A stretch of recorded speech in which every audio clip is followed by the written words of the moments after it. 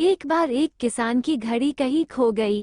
वैसे तो घड़ी कीमती नहीं थी, पर किसान उससे भावनात्मक रूप से जुड़ा हुआ था और किसी भी तरह उसे वापस पाना चाहता था। उसने खुद भी घड़ी खोजने का बहुत प्रयास किया। कभी कमरे में खोजता तो कभी बाड़े तो कभी अनाज के ढेर में, पर तमाम कोशिशों के बाद भी घड़ी नहीं मिली। उसने निश्चय किया कि वो इस काम में बच्चों की मदद लेगा और उसने आवाज लगाई, सुनो बच्चों, तुम में से जो कोई भी मेरी खोई घड़ी खोज देगा उसे मैं 100 रुपये इनाम में दूंगा। फिर क्या था, सभी बच्चे जोर शोर दे इस काम में लगा गए।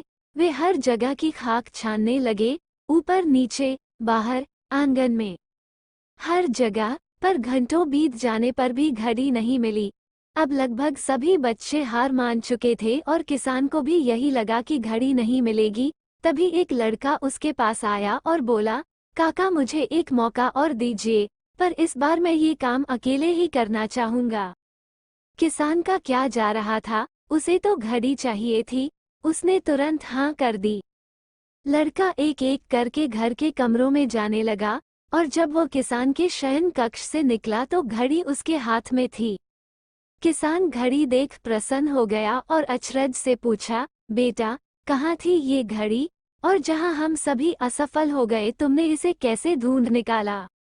लड़का बोला, काका मैंने कुछ नहीं किया, बस मैं कमरे में गया और चुपचाप बैठ गया और घड़ी की आवाज पर ध्यान केंद्रित करने लगा।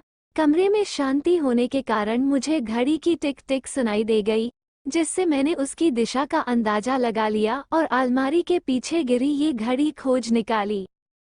फ्रेंड्स, जिस तरह कमरे की शांति घड़ी ढूंढने में मददगार साबित हुई, उसी प्रकार मन की शांति हमें लाइफ की ज़रूरी चीज़ें समझने में मददगार होती है।